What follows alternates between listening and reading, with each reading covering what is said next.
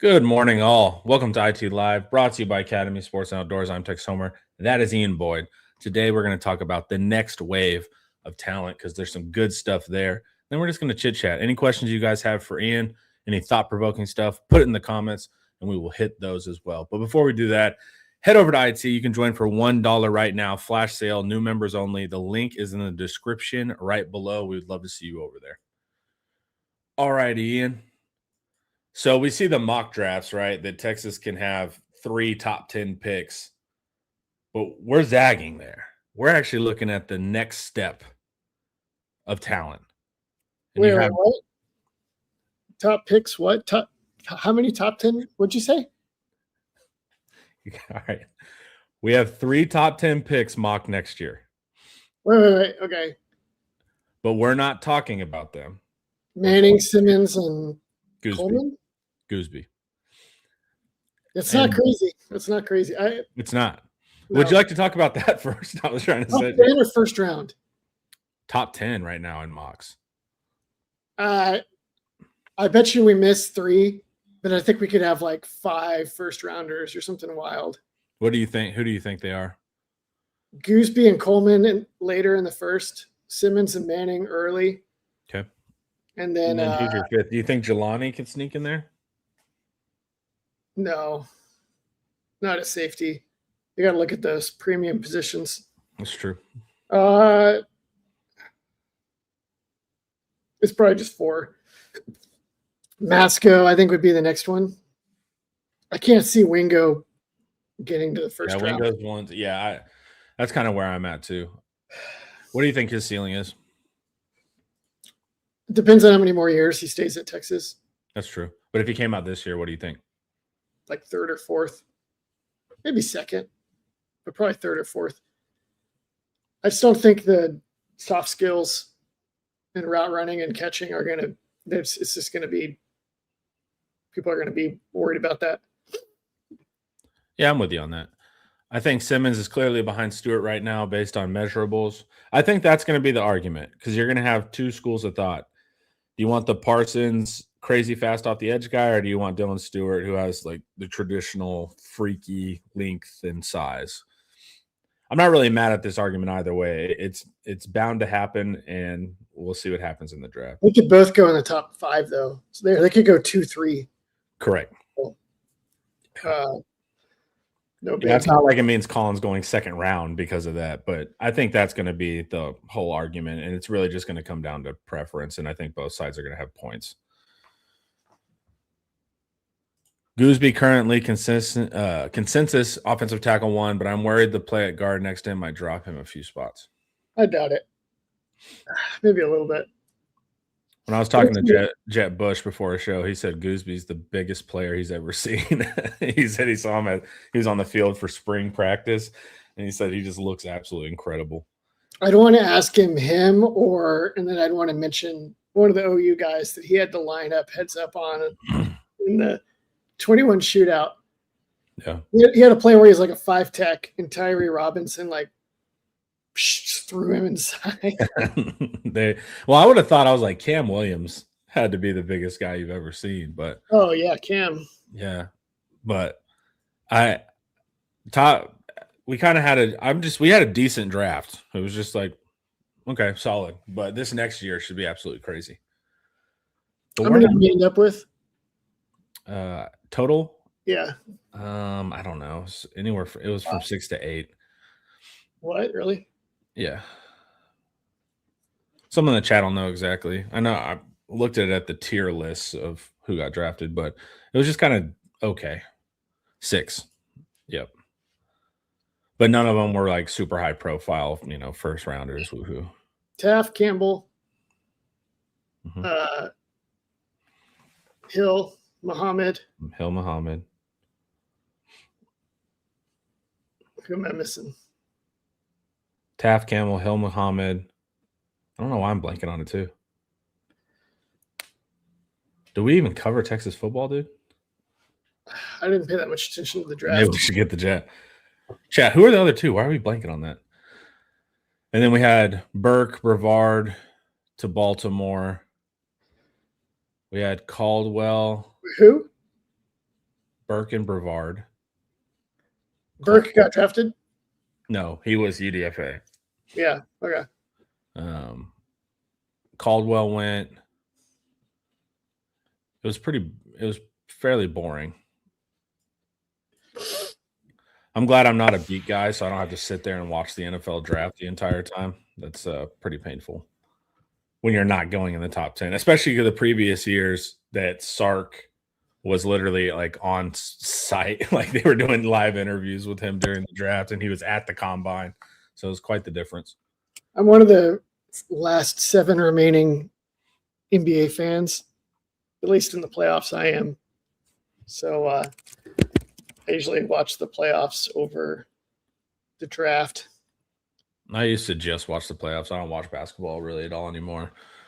When the Mavs got rid of Luka, Trey Moore, that's 5. Trey Moore. He went higher than I thought he would too, which I was glad to see. Jack injuries, 6. Oh yeah, and Jack injuries fell real low. 5. I mean, I didn't know if he'd get drafted. So, well, me too. But compared to what they were saying in the draft, although I thought he was 6'2" for some reason. Yeah, he's people were like he should have came back, and it's like, yeah, but he didn't know he was going to go lower than that. A lot of that stuff is like you should have came back, but they're getting information. He may have had information that the 49ers, because he went to the 49ers, right? Injuries? Yeah. Oh, he went to the Bengals. Yeah, I was like, I don't think he went to a team that isn't that good. Yeah. We had a lot of that. We had like Miami, the Bears. Like they all went to Miami. Dude, they all went to Miami. And if Miami has the first pick next year, then you get Arch. That'd be pretty wild. Are you good with the draft, Ian's? Yeah, please. I've done like 4 shows on the draft, so I forgot that you had the opportunity to discuss it. That's about all I got. Yeah. Go ahead and transition us as you had originally intended. Okay. I'll hit it back. So we could have 3 top 10 picks next year, but we're not talking about that, Ian. We're talking about the next wave of talent. And you single out a couple players here from the tape, Lacey, Bishop, and McCutcheon, and what they did really well. So let's start off here, leading with KJ. And you identify some plays immediately. Do you want to set this up at all or go straight into the play? I wish we could show them. If only we had video that was. If only. Could be downloaded. Well, we got a quick question here. Do y'all think Canu can get himself into the top DT conversations or Gifford? Canu, yes. Gifford. You know what? I was just going to give a just blatant dismissal of Gifford. He looked good, dude. He was dominant. Yeah, I was like, me too. I kind of just thought like, hey, this is going to be a solid player. He looked good in the spring practice. Muschamp has a knack for positioning defensive tackles to be extremely impactful. I don't know exactly how he does it, honestly. Yeah. But it was like last time he was at Texas, every year it'd be a different dude, and he would set that guy up to just feast. And I think you can maximize him too by keeping his reps low. So if he's not doing 60 snaps a game. But I honestly, with Canu, I haven't studied the next wave of defensive tackles. So I would just be shooting in the dark on I like Canu, yes. So I have no clue. I don't know what the next class even looks like to start putting him in there. Yeah. All right. You know what else is funny? What? I'm gonna tease y'all just a little bit. I wrote this article praising KJ Lacey and his particular chemistry in really pro spread progression passing to Dalen McCutcheon and Jermaine Bishop. And I was like, these receivers look awesome. If we had to play both of them a ton this year, I would feel fine. Lacey is hitting them on time and in the right spot. I'm super excited for this team in 2027. I get a text message from Eric yesterday, proprietor of Inside Texas, Eric Nalin. He's like, hey, call me when you get a chance. I call him, and we start trying to break down some scoop he got about some tips on the offensive direction next year, how they plan to use the tight ends and Wingo and Coleman, and some stuff that they've been working on with some professional coaches to unlock this team's abilities next year. And Eric mentions like Diabell is like so good in practice. It's going to be really hard to keep Diabell off the field next year. And I was like, well, great. the moment you read. This article on how KJ Lacey might be like Heisman truth in another year. I wonder if it's going to split the fanship again if you start to get the Lacey camp. Because what you could have that will build that sectarian issue is going to be that KJ is going to show really good things during the season and Dia won't really be showcased at all. So then you'll get the 5-star glow of what could be, meaning you can project all positives on them, and then you'll have KJ's play. I bet we see the fans start taking sides there. I think we're in a great position if it's KJ Lacey or Diabell. I don't think it's going to be a big thing. I think it's going to be I don't know if our fan base can turn down a good quarterback battle. There's nothing unless Lacey comes in and like saves the day with some amazing performances during the season this year. I don't think there's that much to like create a division. Like Diabell's big, KJ Lacey is small. There's not a lot of small kings, QB enthusiasts, right? Just in general. There's no racial angle. That's true. Fans do like to grab onto the. When there's like a white versus a black option, that's always a thing. It's always fraught. It's always fraught. Both sides are always kind of like side-eyeing each other, right? They're both dual threats.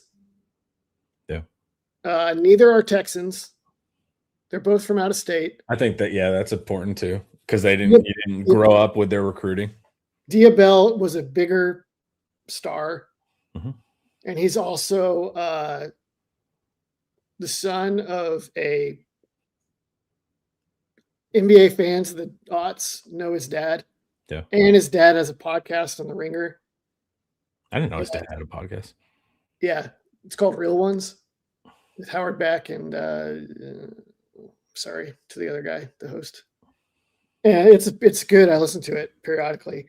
Also, when you listen to Raja Bell talk in general about his values for sportsmanship and the way you play the game, he is like a super gritty, hard-nosed. It's all about discipline. It's all about teamwork.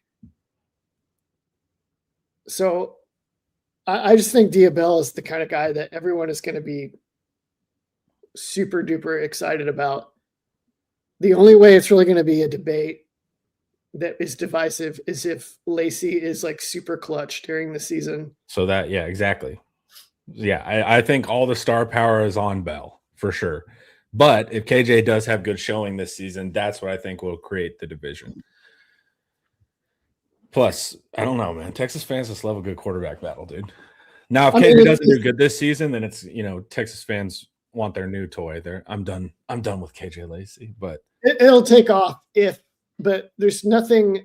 It needs fuel. Right now, it's like you got some leaves. You got some it out. Yeah, you need the spark. There's always logs for Texas quarterback battle, but if you can't even get the leaves going, then it doesn't matter. Yeah. Regardless, KJ had a good spring practice, and yeah, he did. Yeah, and is the scoop that like Dia is going to be the number 2 or Dia is the future? Wait, what? Is the argument that we'll see Dia this season as number 2 or just when the battle comes around? I doubt it. Okay. I doubt it. I was just trying to see. Yeah, so I think KJ's your guy, your number 2 this season. Yeah, I think they will sit on Dia like they did with Arch.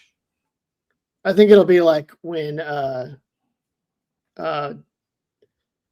my gosh, who's the guy that saved Texas against Kansas State and BYU?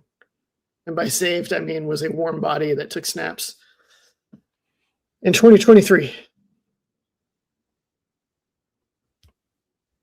Malik Yeah, Malik. What was his last name? Murphy. Murphy. I think it's going to be like that, where KJ Lacey is Malik Murphy, although I think he's a lot better than Malik Murphy. But they will keep Arch on ice for the whole freshman year as a redshirt. And then in the spring, it'll heat up big. Yeah, especially when he's coming off an injury. But I think it's smart too. With the really like premier guys, Sark does want to build him. Quinn, he had to force him out, and that was another fun quarterback battle. But I think they'll put him in the oven a lot longer. All right. Yeah. That's kind of a stray. How dare you, Ian? Murphy was, I'll tell you what, he was playing with like a bad back, and he hit a bunch of throws against Kansas State that they like dared him to throw because they didn't think he could do it. And then K-State adjusted, and Murphy and the young running backs like completely fell apart, and they nearly lost that game. And I like Murphy, but he had the same thing. He was like, 7 foot. He was like 7 foot tall. He looked like just like a prototype giant quarterback. Plus, he was awesome on the mic. He was a super likable kid. If there was that, maybe it was just because of the back, but if there was pressure in his face, if there's pressure anywhere near him, he was just flinging it somewhere. Yep. And he would just throw picks because he's like, I'm not taking this hit. Yeah, everyone would just automatically assume he was mobile. He was not mobile. He was about as pure pocket as you could get. Sark's gone away from that, as you can see. Let's talk about this specific play here, Ian. You were very pleased to see this 13-yard completion, touching in 7-on-7. What occurred here? What was special about it? I love the design. If you can scroll down to the design. There you go. So it's mesh rail. Mm-hmm. I tried to get this going in flag, and it's not, the juice is not worth the squeeze, is what I have found. Yeah. That's a lot of timing there for younger guys. Well, you can just, so the running back just runs out to the flat immediately. Yeah. And if they don't pick him up, you just pitch him the ball on the run, on the move. That's not the problem. The problem is getting, I would think, how old are they? 10 to 12, 10 to 13. It's the read the shallow, go to the over the ball route, go back to the shallow that I would think would, and it's middle of the field, which young quarterbacks generally aren't good at. Now you're playing 5-on-5, so it's less space, but that's the part where I think would be harder to teach. I motion instead. We don't use a running back, so I motion a guy as the rail, and if they don't cover it, just throw it. And if they do cover it, then sit for the shallow, which is number 2 in the Sark's deal as well. And then I don't worry about anything else. Anything else is just like pre-programmed, right? Yeah. Going from 1 to 2 with a free rusher has been tricky. And then the spacing is hard to get quite right.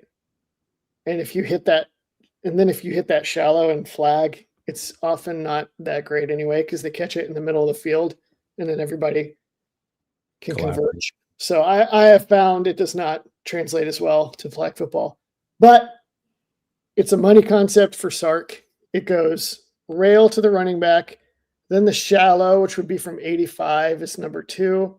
Number 3 is that middle curl route by the outside receiver. And then number 4 would be 15's shallow sit, where he doesn't get too far down the field. He'll like find open space and sit down. They have an expression for the shallow sit. It goes, something that rhymes with sit, shallow sit. Yeah. It's like a last course. So it's a 4-man deal. And normally the 5th man in mesh rail, this play design, the 5th man will like, maybe he's in the bunch somewhere and then he just runs down the field to clear space. And he's not really a part of it, but he can be useful for like running off defenders or being a distraction or something. But other teams figured out, hey, let's just take that 5th receiver, spread him way out from the rest of the formation where he has maybe a 2-way go, but otherwise spread out from everyone else.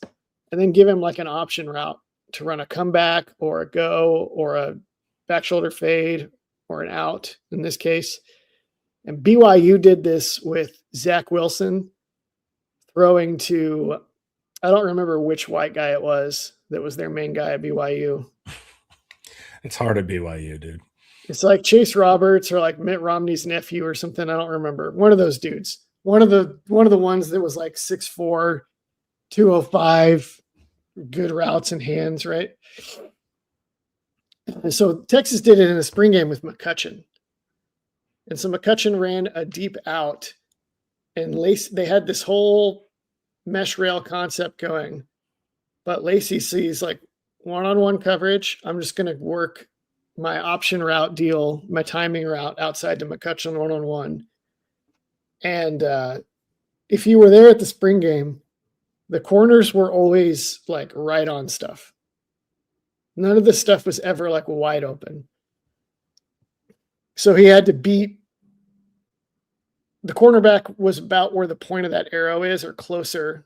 And the ball arrived maybe a little closer to the sideline to where the orange arrow is.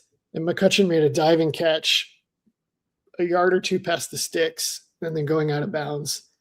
That was perfectly placed against, do I say who it was against?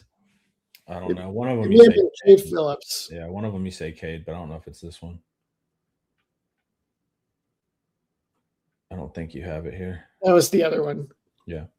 Well, I was against a really good corner, and it was bam. And so I was like, I love that McCutcheon is reliable on a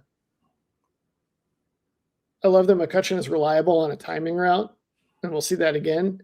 I love that Lacey nailed it in the perfect spot and in the perfect time.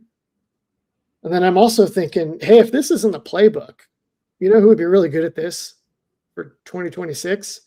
Cam Coleman. I would love to see this with Cam Coleman. Yeah. Are you calling tight end crossing a mesh? Yes.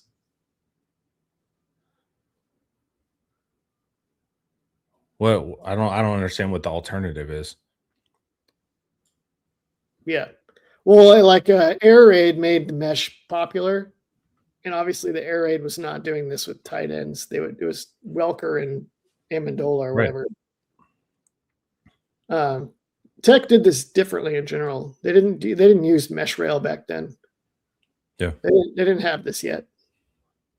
Leach did use this at Mississippi State before he geocaching, getting it started. He's Team Dia, guys. He's the first one. Get behind him. I think there's a lot of Team Dia. I don't think there's much Team Lacey. Yeah. Well, let's see if we can provide him some ammo as we continue on here. But before we do such a thing, let's hear a word from Academy. Oh, it's an auto worm bite, turns out. Giant. Oh, it's a giant. It's a giant, so. Oh, it's a giant! Oh, it's a giant! It's a giant! All right. Next up, touchdown bomb to Bishop, the 7-on-7 where it just sticks in Bishop's hands and doesn't move an inch over the middle. What happened there, Ian? You got to scroll down to my picture. You need the actual. Okay, here we go. There's your diagram. So they got Y-ISO, which means the tight end is flexed out. It's not obvious from this formation, but 85 Winston, that's who they would use in Y-ISO. And he's standing up, so he can actually run he's not in line. And he's not attached to the tackle. He was like a few yards outside the tackle and standing up like a receiver. Then they had all three receivers to the other side of the field. So 4 is Bishop, 17 is McCutcheon, and 18 is Burkhalter, who was also good in this game. Then they run first guy runs a deep clear out. So like maybe the Mike linebacker carries him up, and then you run the next two receivers under that into that open space. And the most basic version of this would be something called drive, where the 4 would run up the seam and then break inside on a dig route. Then the quarterback can just read the Mike linebacker. And if he stays back on the dig, you throw the shallow. And if he comes up on the shallow, you throw the dig under the safety. But they did not run drive in the dig. Bishop kind of jaunts up the seam Mhm. Cummings is like picking him up, and Bishop is like running just fast enough to keep Cummings like on his back hip. Mhm. Reads the safeties, and then splits them up the middle and just hit go. Yep. And Lacey hits him in stride for a touchdown. They ran it from the 40-yard line, and then it was a touchdown. He has 3 different phases of this. That's awesome. So he comes off the line very slow, pulls the mic. He doesn't come off the line slow. He comes off the line at half speed. No, wait up. So he comes off the line slow. Then when he gets into the middle, when the mic is on him, he sees the safety and he wants to pull the safety. He goes into a second gear, which is his pretend fast. So then he speeds up and accelerates there, and you're like, okay, this is where he's going to completely finish the route from at this speed. He gives a fake fast in the middle. That the safety is like now curious at that. Oh, he's speeding up. Then when the safety makes a little bit of movement, then he gives his third and final form, which is his actual speed, and then takes off. There's 3 distinct phases to his speed. So it's not even just, hey, I'm going to fake slow. I'm going to fake slow, and then I'm going to fake fast, and then I'm going to go actually fast. And then he just catches it perfect. That's what I was most – I had a lot of pride in our Bishop and what he did there, because that's NFL stuff.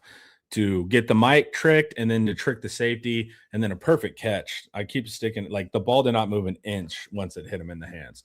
That was super developed. The read and react is the biggest thing. The fact that he can like see things and then adjust his trajectory and speed on the fly and make decisions in the moment is what excites me the most. Off the line, Bishop slow, Right. but still fast. Like if you watch him, you're like, oh, he's going so slow. But if you watch him in relationship to how fast everybody else is moving, Right. he's still fast, even though he's not really trying yet. He's awesome. He's very special. He's awesome. He won me over when I saw that rep. I was like, oh, okay. The Also, McCutcheon, it's like generally too that like that's not the route that's really supposed to win here. That's the route that's supposed to influence the mic and influence the safety, and then somebody curling under. But he just straight won on the basically a clear out.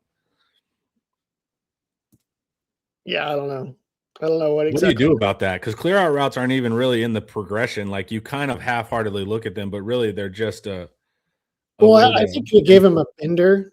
So I don't know if he's just a clear out. I think he may have been a little more of a feature than that.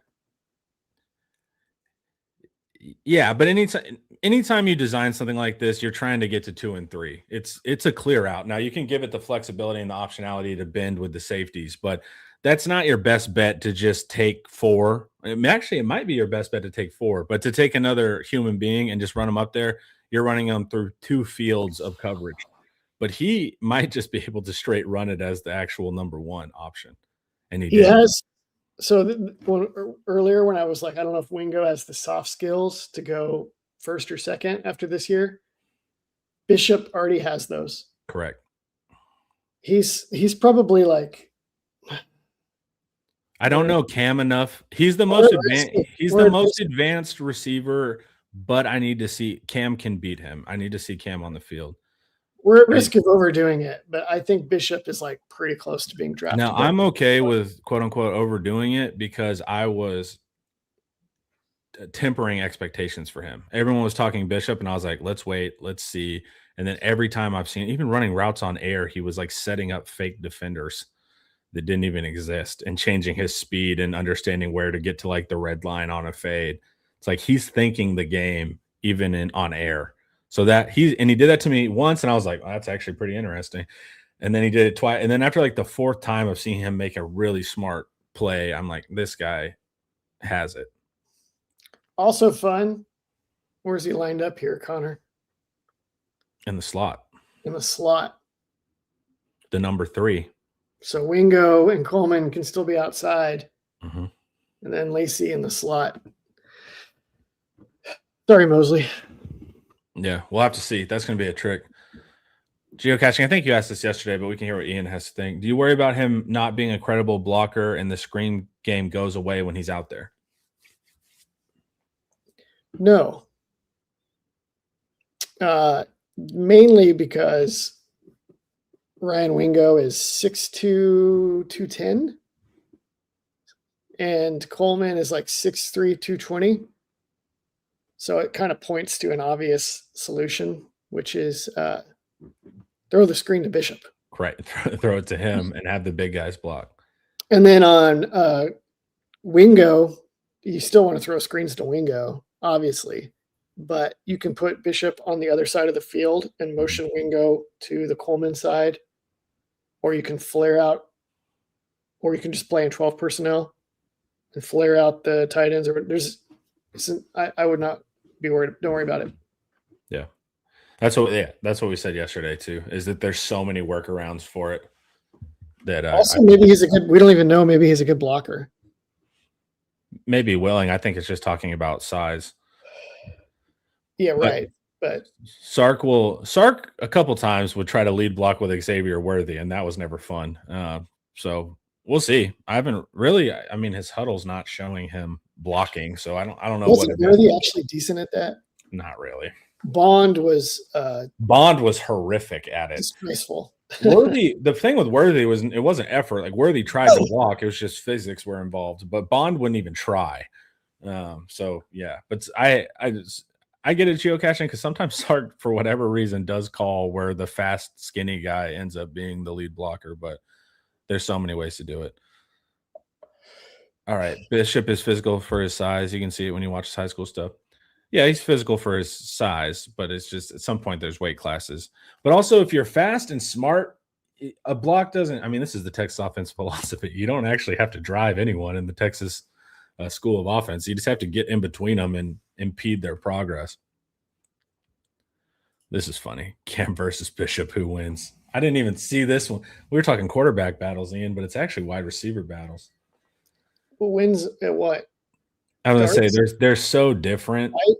Yeah, I was going to say they're so different too. They're not similar styles. And they're so far apart and they play together. So it's like, I don't even know who wins on like being super fast, like Bishop, who wins at going 17 feet in the air and doing a backflip. Cam. Can you ask me that one about Michael Terry? The one that's a question? This one?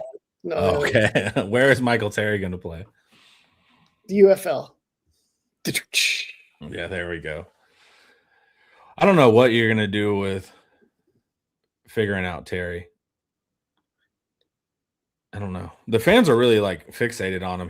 I don't even calculate him, and maybe I'm unwise, but he's not in any of my. I mean, he's in like a cool package that we might do, something like that. But I think that would go to Niblet before it would go to Terry too. So I don't really know. There's nothing he does well enough to be packaged. Now you put him at linebacker or safety, it's like, no, I think this is interesting. This is what Michael Terry needs to look in the mirror and ask himself this. I think too, like the likely paths are like he switches the defense and he gets real reps, or he goes somewhere else that's like not as full of talent that will start him at whatever position he wants, and he's an incredible athlete, and the NFL will like that about him. But it's like it's hard to see the path as a running back unless something crazy happens next year and we lose everything. I just don't see it that likely. But maybe it's another school and they can showcase him at his preferred position. I mean, he's a great athlete. What is his preferred position? Preferred side of the ball. So I thought there was a chance that he could be a really good receiver. Me too. I liked him on some slot reps I saw. He was Alamo Heights, right? Mm-hmm. I watched his team in the playoffs, and I was like, I got a lot of pushback from this on the board. But I was like, he's just like a big, tall athlete. Like he's not actually a dominant running back. They're like running wildcat, and there's a big hole, and he's fast. But I don't see the wiggle, and I definitely don't see the physicality to think that he's actually gonna. I don't see the lateral movement of a running back They're Yeah. just normally so on that plane. And when he runs really up high and forward, which is more like a receiver. Yeah. So Kelson says he needs to go to tight end. I just don't know if he's going to embrace what that means. There are guys that just fight, like Deshaun McCullough at Oklahoma was like 6'5", 220 and wanted to be a safety. And he like had a really good freshman year at Indiana pre-Signetti. He had like 5 sacks or something coming off the edge. And so it was like, dude, you're an edge. You're 6'5". You can get to like 240 easily. And he's like, no, I'm really more like a safety. he became their cheetah, right? And then Yeah. got hurt. It didn't work out, and then he transferred out and did nothing. He just would not accept, You see that, man. It's tough when you do a lot of evaluations. Like you try to tell a player, like, hey, I think this position would be best for you. They take it like as a slight or something like that. But it's like, dude, I'm trying to tell you the path to make NFL money here. It's like we don't have a dog in the fight of you moving to safety. We're just telling you that, hey, this is we've seen a lot of players. We've seen a lot of players that refuse to change position when you could be dominant at one spot. You see it sometimes with elite corners that it's like, dude, you're a first-round corner. But they're like, no, I'm a wide receiver. It's like, okay, well, you're going to be a fourth-round wide receiver, but you're a first-round corner. And so you see that with tackle and guard. You see that with defensive tackles that won't admit that they're offensive tackles. It's frustrating where it's like, I'm trying to make you more money, man. Matt Rule is the king of this. Matt Rule's like his whole thing is convincing really good athletes to let him toughen them up into like tight ends or defensive ends or whatever. But also in the NFL, you hear that story all the time of like the players rarely ever regret it. Now, of course, you're seeing a selection bias of players that made the NFL, but they're always like, yeah, I wanted to play this position. I was mad about switching. And then guess what? Now I'm in the second round. So it's like, you see a lot of positives too, with the selection bias as a caveat. Charles Barkley tells the story sometimes of how in high school he went to football practice, and you would think like Charles Barkley would have been like an all-time lineman or tackle or something. And he's like, I saw how them boys were hitting, and I was like, nope. Yep. Yeah. And it's cooler to catch touchdowns, right? I mean, we had Jatavian Sanders who it worked out for at tight end, but like they were thinking it's like, man, he could be an edge. He was like, nope, touchdowns are sick. Right.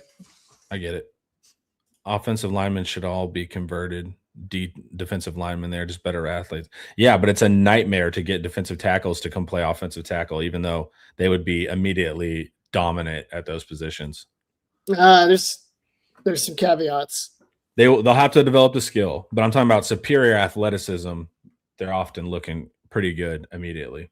Another problem is that the length and toughness is really important, and the mass, although you can usually put that on defensive linemen. Yeah. Offensive linemen are often like some of the smartest guys on the field. Correct. And defensive linemen are sometimes the dumbest. That is true. You can be like an amazing athlete and be really effective as a defensive tackle or an edge, and then go to offensive line, and then they're like, okay, if this happens, you do this. If this happens, you do this. And when you do this, you're going to use this technique or this technique based on this. And if you do this, you're going to use this.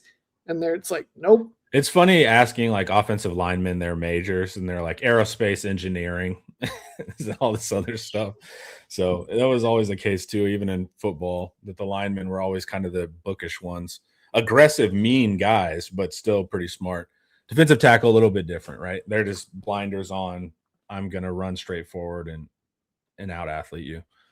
Before we go to play number 3, let's hear a word from David McClellan. Big financial decisions don't have to feel overwhelming. There's someone who can guide you every step of the way. David McClellan is a fiduciary financial advisor with Forum Financial, and he's working closely with his clients as a true financial life coach, guiding every aspect of your financial journey with expertise and care. If his name sounds familiar, that's because David was a swimmer at Texas and a member of several national championship teams. Today, he channels that same championship mindset into helping people win with their finances. David specializes in financial planning, and he's contributed numerous articles to Kiplinger on the topic of retirement tax bombs. And right now, David is offering viewers a free intro consultation to assess your financial situation. Do not miss this chance to get personalized guidance from a trusted expert. To schedule your free consult, email David at dmcclellan@forumfinancial.com, or you can call him directly at 312-933-8823. The contact info is in the description. All right, before we hit the next question, we got something juicy.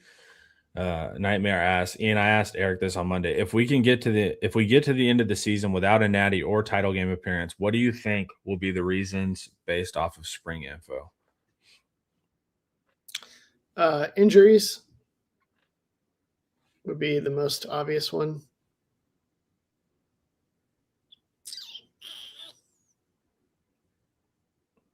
So Eric's point was Sark's unwillingness to accept what the team is. So like last year's example, playing 12 personnel forever and finally switching kind of in Mississippi State and then going with that style. So Sark kind of slow to adjust was a factor. Getting out coached on the little moments, the little big moments, those kind of things.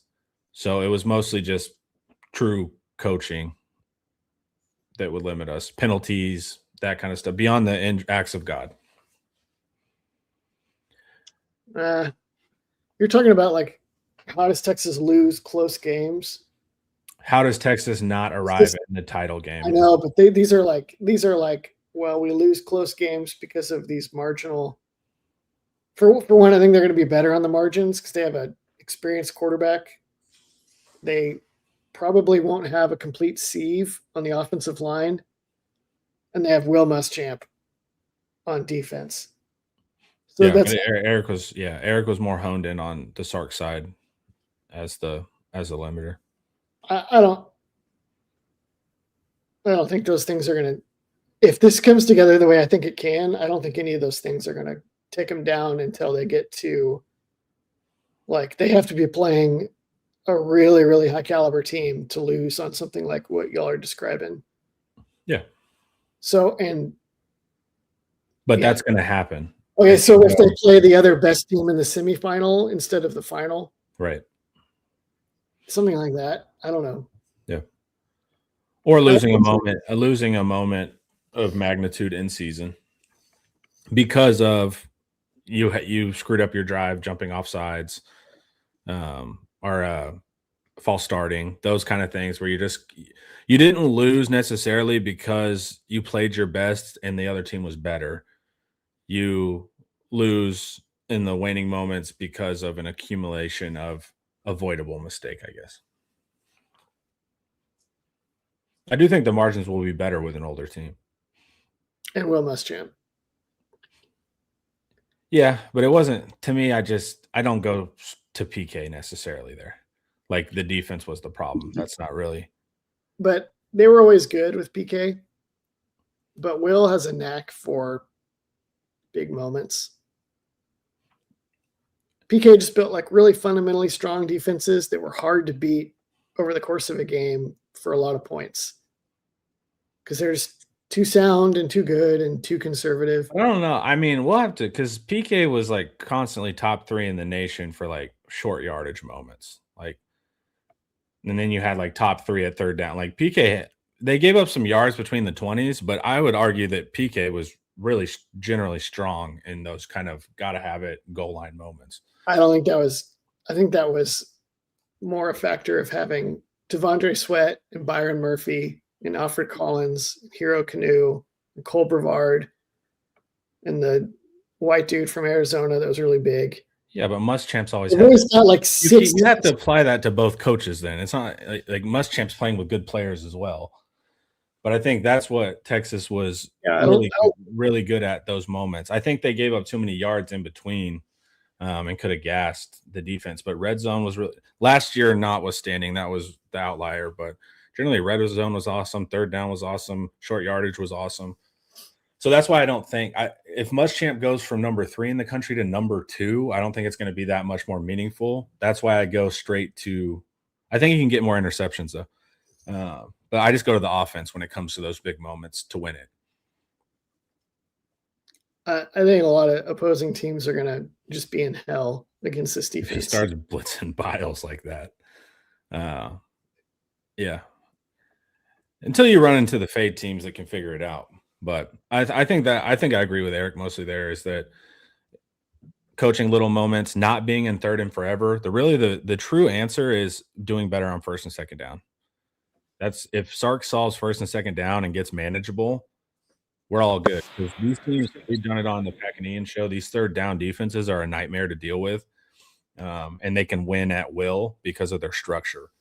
Even when you're good, they can figure something out. So just avoid those situations. But if we're always kind of constantly behind the ball and trailing and don't have the full playbook, so Texas is top 15 on percentage first down on first and second down, then I think it can be a national title. But if that's the magic metric to me. If it's not, then I think Texas ultimately falls at some point to some good team in the playoffs prior to reaching the top. Injuries and shake out of the bracket would be my bigger concerns. You don't think there's any weakness with the team that could be their undoing versus the luck of injuries and draw? Not more than those two things. I think sure, but I'm saying like what about the team are you unsure about? Can they run the ball consistently against conservative team? If a team plays too deep and then just relies on a really good defensive line to stop the run, can Texas consistently run the ball successfully? And I think Sark's thinking about that too, based on the stuff that I was talking to Eric about that I don't want to give away right now. And I think he's got some ideas on how to make that work. So, this is going to be a good team. I agree. I'm actually bullish on this team this year. But bend, don't break doesn't marry with Sark's big game hunting as well as Muschamp's big negative plays. Even if he does give up more points, the score margin will be larger, in my opinion.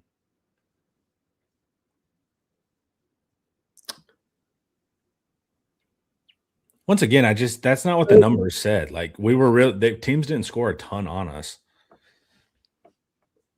He's saying Muschamp is going to take us to be more aggressive, and that'll help us even if we give up more points at times because it'll marry better with an up and down style by Sark. I mean, if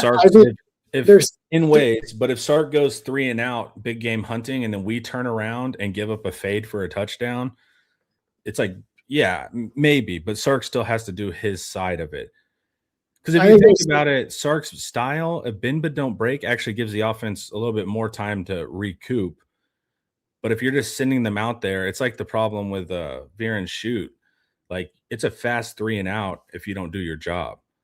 So PK was actually slowing down the game a little bit so they could recoup. But if they get into those 3 and out cycles like they do in second halves, and the defense is off the field quickly, then it can get tricky.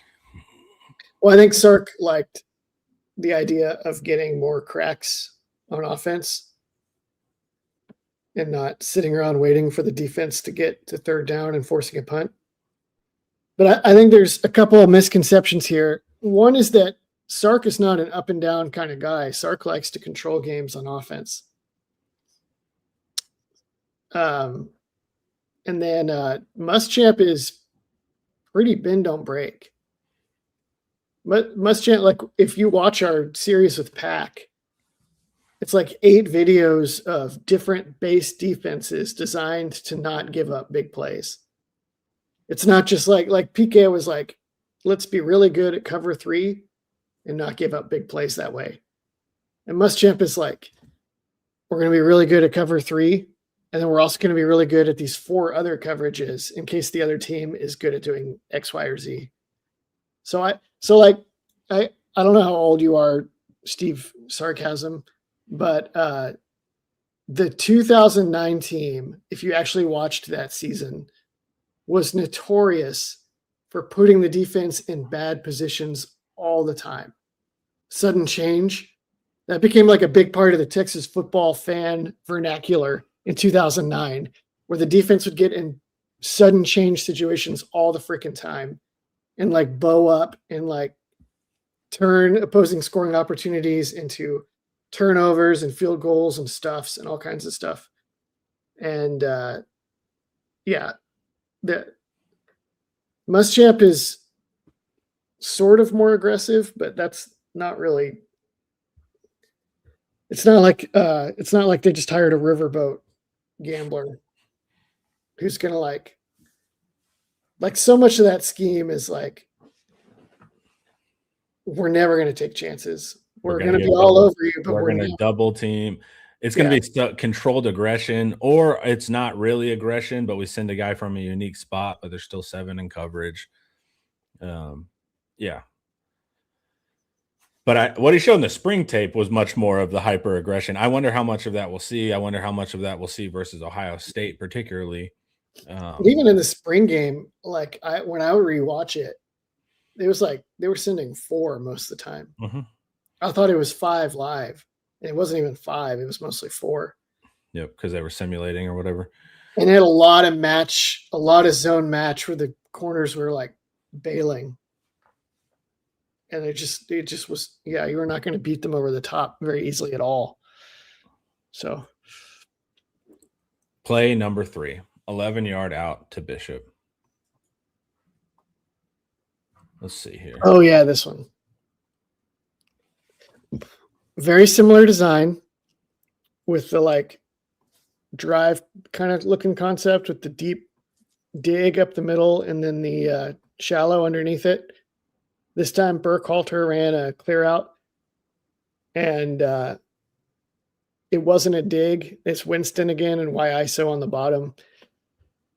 Bishop runs up the field, feels the positioning of the strong safety, breaks out, and the star had dropped because it's like Rip Liz. So like 17 goes under. So he drops back into like a curl flat zone. And so there's like this little spot of grass in between the strong safety, who's Jelani McDonald, I think, on this one. It's usually Derek Williams, but whatever. It's one of those 2 guys. And then it was Bo Masco at nickel, who's dropping back with zone eyes on the quarterback. And Lacey and Bishop fit it right in between them for a first down. And I was very impressed. It was just like this his feel for space and ability to get open at the right spot at the right time and to set it up. And then Lacey to hit it on time was like, boy, that's the kind of thing that was like Colt McCoy and Jordan Shipley would do that all day. And you just couldn't stop them. You could be like in almost the right spot, but they were going to be in the right spot. And then they just beat you anyway. That's the whole point. That's why it's awesome. It's like they can be correct and you still get yards. It does not have to be perfection. It was like 2 really good players too, like Masco and whichever safety. Like that's really hard to hit that. And then we have the touchdown to McCutcheon in the end zone over here. I think a lot of people have probably seen this highlighted on social media. I was unable to find a clip of it that we could use, but you could probably find one if you looked. Yeah, you can. It'll be on their Instagram somewhere. What happened? It's kind of like the mesh rail where they have like a snag concept on top with Burkhalter and Townsend and the running back. And it's like Townsend ran a corner, Burkhalter ran a snag in the middle, running back runs a quick route to the flat. Like 3-man concept, obvious. We're going to use this like triangle deal to break somebody open and just out execute you. But then they do it with their worst players, and then they have Bishop and McCutcheon on the bottom. And then it's just one-on-one McCutcheon versus the corner. Just beat you, overpower you. And it was just another perfectly timed out. McCutcheon with another amazing snag, going out of bounds, this time in the end zone with Cade Phillips draped all over him. Really good stuff.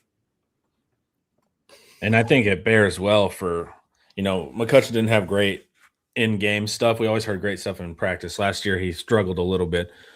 But if he can do this consistently, man, on Cade Phillips, it's also the same route that Georgia got Cade Phillips on, and both times he was like right in position too. And that's the point, is you can be in position and this route will still beat you if the quarterback throws it right and the receiver breaks it off right.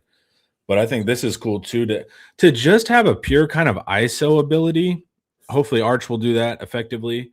But in the red zone, that's killer, man. Just to have a guy that like pre-snap, you're like, all right, it's gonna be a placement throw. I'm going to the corner inside of the end zone. Let's do it, opposed to all the muck of condensed space and guys running all over the place. It's a huge skill. Yep. You think Arch will be good at that? Quinn, remember Quinn was doing that versus Michigan with like Matt Golden, hitting those kind of like quick outs to the end zone, and it was deadly. Like on a rollout? Yeah. Yeah, Quinn was good at that on the rollout, on the move. He wasn't good from the pocket, but yeah, Sundance Kid kind of deal.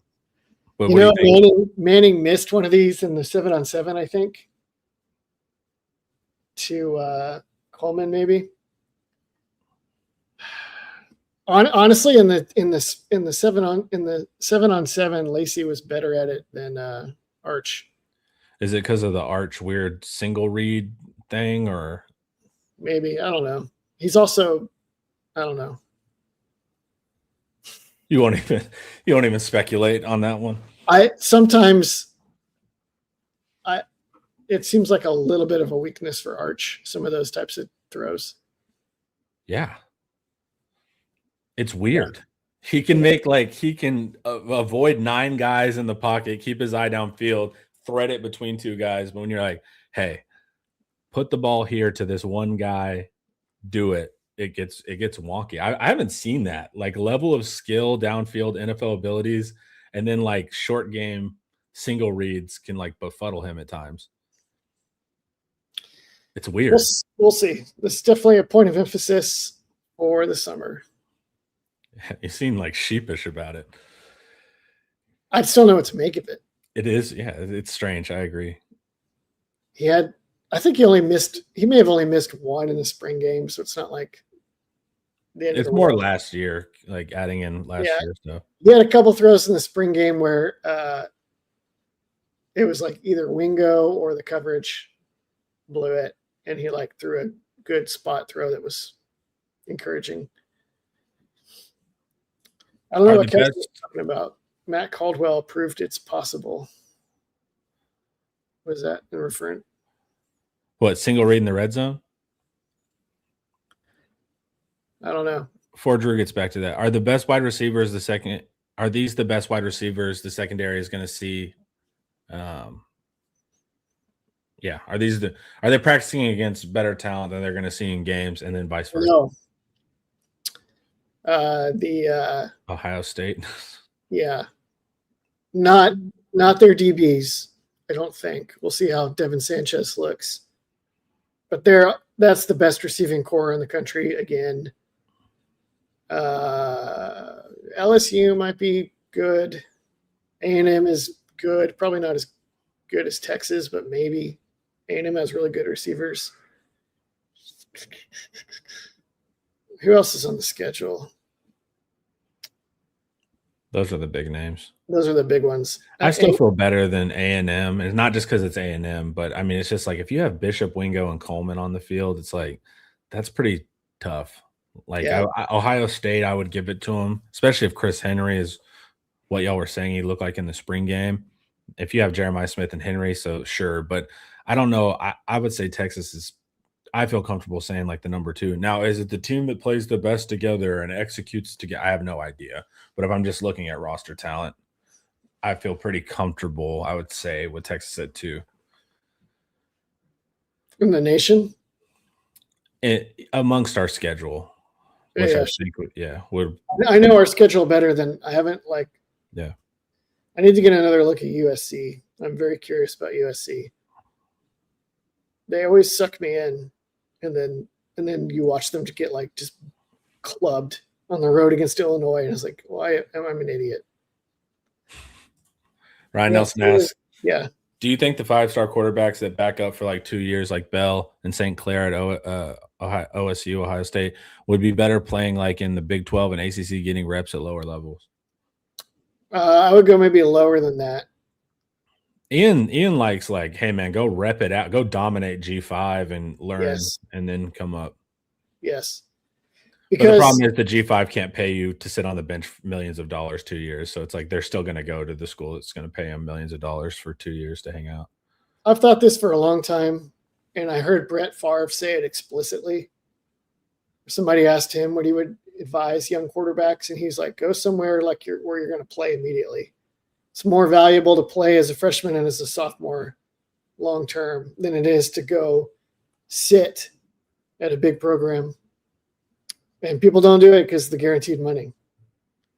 But then every year, the NFL draft, some of the best quarterbacks are the guys that repped at the lower levels and then transferred up in their upperclassmen years. So yeah, but not by choice. Like those guys had to start there and then move. I don't know. It's easy to say when you're like looking back on your whole career too. So like that vantage point is easier, but when you're 18 and it's like, here's $5 million, it's a totally different problem. I don't know if Brett Favre would have made that decision if he had $5 million at 18. I don't think he would have, but I think he would also say, thank God that it wasn't an option for me. Because I agree. If the lower levels are consistently outperforming the top levels and producing good quarterbacks for the NFL, and the kids that are going there are not going there on purpose, then just imagine if they did. Yeah. So I think there's a flurry of there's another Ryan Nelson question. He hit us with like a 1-2. Let me see what the other one was. Oh, it was the same. Okay. Yeah, I was just continuing. He talks about benefits. Wait, let me see it again. You talked about benefits for Cam Ward model, not that extreme. Yeah, it doesn't matter if you're a 5-star. The 5 stars need the reps every bit as much as the 3 stars. Because, and especially sometimes more. I know. Because the 5 stars are so used to overpowering people with arm talent and accuracy and athleticism that getting the timing and the anticipation right to actually beat defenses when the corners are 4-4 guys instead of the 4-8 dudes that look like me that you faced in high school, then you almost need the reps more because now it's so much more important. And that's the other thing that happens is that the guys that go to the NFL are the guys that were always pretty good at timing. They played early at smaller levels, and then they developed enough strength and arm talent. They developed strong enough arms to play at an NFL level, like Drew Brees or Aaron Rodgers or Josh Allen, honestly, although he was probably always freakishly strong. It's one of those things where it's like you should do that. It's just no one will ever do that. So it's tricky. And I think it's good too, because you end up getting more quarterbacks that were forced to go through the ranks and develop. But the only way to do it is for Texas to adopt my crazy idea where they like intentionally steer kids to like a UTSA or some like chosen school to go play and develop, and then be like, we will take you as a transfer. Yeah. Like what the soccer leagues do. Yes. Yep. That's what should happen, but all the money incentives work against it. Yep. All right, everyone, head over to Inside Texas, join for $1. The link is in the description below. Come hang out with us. Everyone, have you a wonderful day. Stay tuned in for the rest of the shows coming out throughout the day, and this was brought to you by Academy Sports and Outdoors. See y'all later.